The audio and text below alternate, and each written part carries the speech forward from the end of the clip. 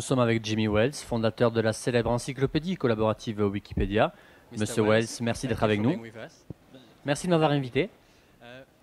Pourquoi tenez-vous autant à la collaboration et la participation des internautes du monde entier?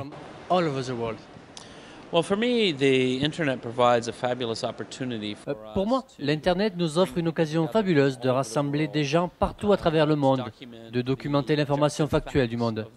C'est un point de départ pour une meilleure compréhension et pour aborder les changements de notre monde. Alors, pour moi, pourquoi ne serions-nous pas global? Il serait inconcevable que nous ne le soyons pas.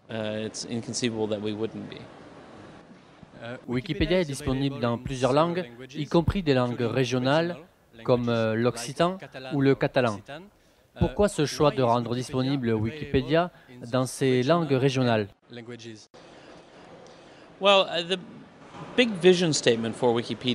Pour commencer, il faut savoir que le concept de Wikipédia est d'être une encyclopédie gratuite pour chaque personne de cette planète dans sa propre langue. Alors être disponible en catalan, par exemple, c'est vraiment quelque chose que j'adore, que j'aime et que je crois être très important. Wikipédia en catalan, c'est très spécial, en ce sens que c'est une des plus petites langues et pourtant il y a plus de 150 000 articles et j'en suis vraiment très fier. Je crois que pour quiconque tente d'apprendre quelque chose, vous pouvez tenter d'apprendre des concepts abstraits en physique ou dans une discipline de ce genre, mais non seulement vous tentez de l'apprendre, mais tentez de l'apprendre dans votre propre langue. Je pense que c'est très important. Si vous essayez d'apprendre, par exemple pour moi, si j'essaie d'apprendre la physique en français, j'aurais vraiment de gros problèmes. C'est déjà assez difficile sans avoir à franchir la barrière de la langue. Alors je crois que s'adresser aux gens dans leur langue maternelle, c'est très important. Wikipédia a souvent été attaqué vis-à-vis de la fiabilité de ses articles, mais vous avez récemment mis en place un système de validation pour des articles sensibles. Presque un an après, quel bilan vous pouvez en faire? What is the outcome so far? That hasn't happened yet. Eh bien, ça n'a pas encore été fait. Malheureusement, les médias n'ont pas encore un système de validation. Alors ce qui a été rapporté est tout simplement faux. On va lancer le mois prochain, ou un peu plus tard, une nouvelle fonctionnalité qui va permettre aux gens de la communauté de déverrouiller des choses qui étaient auparavant verrouillées. Mais lorsqu'elles seront déverrouillées, il y aura une double vérification. Des gens vont le vérifier avant que ça ne soit mis en ligne. Je crois que c'est très important. La Fondation a un projet appelé l'avenir de Wikipédia. Comment voyez-vous l'avenir de Wikipédia? À mon avis, la meilleure façon d'envisager l'avenir de Wikipédia, c'est selon deux axes. Premièrement, nous pensons à l'avenir des projets déjà bien avancés dans les langues majeures, et là nous allons vraiment nous focaliser sur la qualité. Comment nous allons aider la communauté à produire la meilleure qualité possible. L'autre aspect des choses est dans les plus petites langues, là où Wikipédia ne s'est pas encore pleinement développé. Comment nous allons aider ces communautés à faire de leur Wikipédia quelque chose de phénoménal et d'étonnant.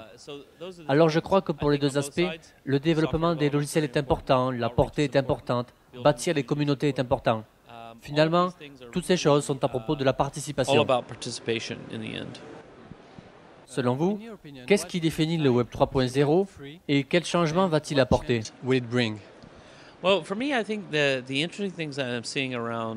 À mon avis, ce qu'on voit dans le monde de l'Internet actuellement à propos de l'idée de Web 3.0 se rapporte à combiner des algorithmes à des jugements humains.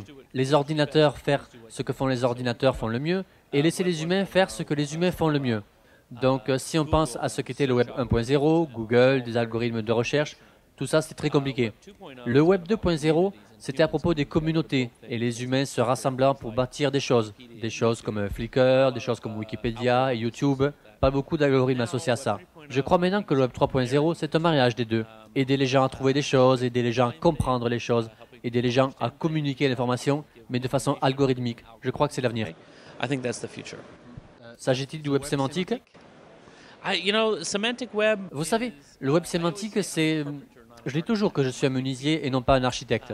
Mon principal problème avec le web sémantique, à chaque fois que je lis à ce propos, je crois que c'est de l'information très abstraite, très théorique. Alors qu'en tant que menuisier, tout ce que je veux savoir, c'est j'ai mon marteau, j'ai mes clous, et dites-moi où je vais travailler. Et malheureusement, nous ne sommes pas encore arrivés là. Le web sémantique est plutôt très abstrait. Avec l'arrivée de téléphones sous Android, Maimo ou iPhone 7, est-ce que les frontières physiques de l'Internet sont maintenant abolies?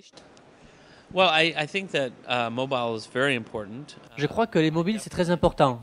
Je suis carrément un grand fan de Maimo et Android en tant que projet open source. De toute façon, ils sont open source. Je crois que le web est dans la rue maintenant. Le web est partout et il va être partout. Et je crois qu'il va y avoir des applications géantes. En fait, pas tellement dans nos sociétés, dans les pays développés, mais dans les pays en voie de développement.